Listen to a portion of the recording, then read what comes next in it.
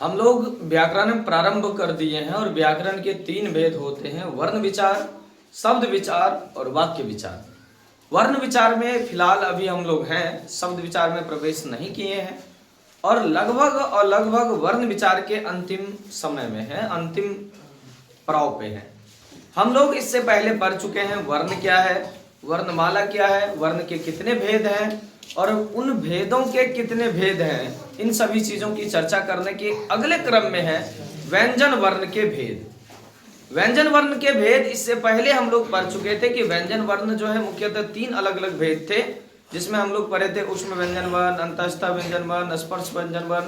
तो अब जो आगे आपको दिख रहा है ये है व्यंजन वर्ण को उनके अलग अलग आधारों पर भी बांटा गया है और उन्हीं के भेदों को पढ़ने वाले हैं। सबसे पहले क्या है कि उच्चारण में लघु प्रक्षेप की दृष्टि से जब हम बोलते हैं तो बोलने के क्रम में जो आधार माना गया है, जो लघु प्रक्षेप है, हम किसी को बोलते हैं क्या, किसी को जोर से हकार लेकर बोलते हैं और कोई ऐसा वर्ण होता है जिसमें हकार लगता ही नहीं है, हकार मतलब गरज होती ही नहीं है, तब ऐसे वर्ण आपको अलग अलग आधार पर व्यंजन वर्णों को बांट दिया गया है। हकार क्या होता है, हकार जैसे आप बोलते हैं, जब इसका आपका आवाज फूट जाता है, ज्यादा आता है तो उसको हकार कहते हैं, कम आता है तो हकार नहीं होता है। उसी प्रकार से मैंने बांटा है।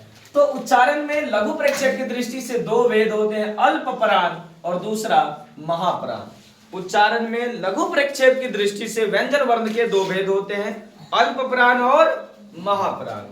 अल्प प्राण क्या होता है कि जिन व्यंजन वर्णों के उच्चारण में हकार की ध्वनि उत्पन्न नहीं होती है, अल्प मतलब बहुत ही कम या नहीं, जिन व्यंजन वर्णों के उच्चारण में हकार की ध्वनि उत्पन्न नहीं होती है उसे अल्प प्राण कहते हैं, और जिन व्यंजन वर्णों के उच्चारण में हकार की ध्वनि उत्पन्न होती है उसे महाप्राण कहते हैं। तो इस प्रकार 2 अलग अलग तरीके से दोनों के उदाहरण क, ग, अंग, चो, जो, यो, टो, ठो, दो, नो, तो, दो, यानी आप देख पा रहे हैं कवर्ग से पवर्ग तक में प्रत्येक वर्ग का पहला, तीसरा और 5वां वर्ण और अंतस्थ जो व्यंजन वर्ण है ये सभी अल्प प्राण के अंतर्गत आते हैं। इसके बाद आपका आता है महाप्राण। महाप्राण जिन व्यंजन वर्णों के उच्चारण में हकार की ध्वनि उत्पन्न होती है उसे महाप्राण कहा जाता है, जैसे घो, खो, घो, छो, छो। जब हम ये बोलते हैं तो एकदम झन्नाटा सा हकार वाली उत्पन्न होती है और यह ध्वनि जो है, यह आवाज जो है महाप्राण व्यंजन के लिए प्रयुक्त की जाती है। जैसे आप बोलते हैं थो, धो, फो, अब फो बोलिए तो कम आवाज निकलता है, फो एकदम झन्नाहट के साथ आवाज आती है। ये जो आपको दिख रहा है इसलिए इसको हकार की श्रेणी में रखा गया है, जिसको महाप्राण कहा गया है। अब इसके आधार पर हम आगे बढ़ते हैं। एक और आधार है उच्चारण के समय जो स्वर तंत्र है, जो स्वर यंत्र है हम लोगों का स्वर तंत्र, उसमें हवा जाने के बाद कंपन होने लगती है। ये स्वर तंत्रियां करके ऐसी इस प्रकार से कंपन होने लगती है। तो ये जो कंपन होती है इसके आधार पर भी बांटा गया है। तो उच्चारण के समय स्वर तंत्रियों के स्थिति और कंपन के आधार पर जो व्यंजन वर्ण है वो 2 प्रकार के होते हैं। पहला है घोष व्यंजन वर्ण और दूसरा है अघोष व्यंजन वर्ण। इससे पहले हम पढ़े थे उच्चारण में लघु प्रक्षेप की दृष्टि से हकार की ध्वनि से उत्पन्न होती है, उसके आधार पर 2, यानी एक पढ़े थे अल्प प्राण, दूसरा महाप्राण।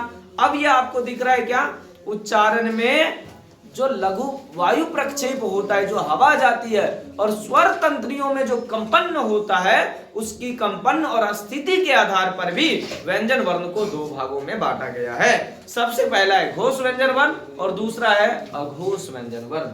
घोष व्यंजन वर्ण किसको कहेंगे, तो जिन व्यंजन वर्णों के उच्चारण में स्वर तंत्रियों में श्वास वायु के कारण कंपन होता है उसे घोष व्यंजन वर्ण कहते हैं।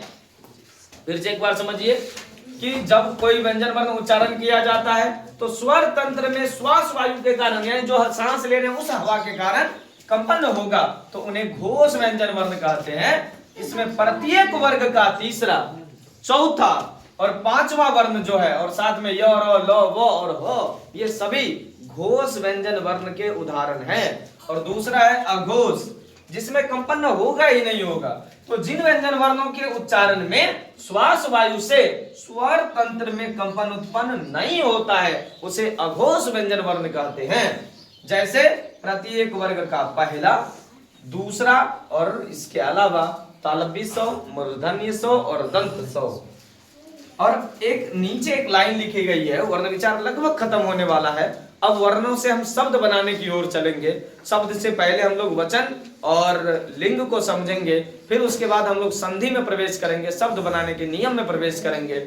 इस प्रकार हम धीरे धीरे वर्ण विचार को से शब्द विचार की ओर जाएंगे। तो फिलहाल वर्ण विचार का ये अंतिम समय, मात्र एक चीज बचा हुआ है वर्ण विचार में, वो है उच्चारण तालिका। ठीक, उच्चारण तालिका को बेहतरीन तरीके से समझेंगे, एक अलग चैप्टर के माध्यम से दूसरे दिन समझेंगे। तो अनुतान क्या होता है? मुंह से कुछ भी बोले वो अनुतान कहलाएगा। हम कुछ भी बोलते हैं वो अनुतान कहलाता है। कुछ धीरे बोलते हैं, कुछ जोर से बोलते हैं, कुछ हकार लेकर बोलते हैं, कुछ में हवा लेकर बोलते हैं, कुछ में झन्नाहट आ जाती है। ये सारी की सारी ध्वनि अनुतान के अंतर्गत आता है। हम अपने मुखारबिंद से जो कुछ भी बोलेंगे वो सभी अनुतान कहलाएगा।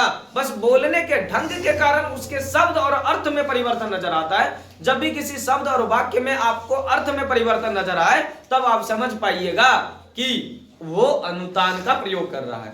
अनुतान जैसे आपने बहुत जगहों पर देखा होगा, जैसे हम बोलते हैं अच्छा, मतलब ये क्वेश्चन पूछने वाला हो गया। ठीक, अच्छा, ये भी क्वेश्चन पूछने वाला हो गया। अच्छा है, अच्छा। अगर हम किसी को सराहना भी देते हैं तो उस समय भी अच्छा बोलते हैं। तो एक अच्छा अलग अलग तरह से उपयोग होता है। बस तो हम क्वेश्चंस पूछने लगते हैं, बस का उपयोग, हाँ बस मतलब अब छोड़ दो, ये भी हो सकता है। तो जब हम किसी ध्वनि का उपयोग वाक्य, शब्द, अर्थ के अलग अलग जगह परिवर्तित करके हम कर सकते हैं एक ही ध्वनि को, तब जो अनुतान का उपयोग होता है, जो ध्वनि का उपयोग होता है, वही अनुतान कहलाता है। इसीलिए लिखा गया है क्या? मुंह से बोली गई वैसी सुर या स्वर लहर जिसके कारण वाक्य और शब्द के अर्थ में परिवर्तन आता है उसे अनुतान कहते हैं। जैसे हाँ, हाँ, ठीक। इसी तरह से बस, अच्छा, अच्छा, ये सभी आपको नजर आएगा अलग अलग प्रकार से। ये अनुतान कहलाएगा। बस एक उच्चारण तालिका बच गया, दूसरे वीडियो में उसको हम आसानी से समझ जाएंगे।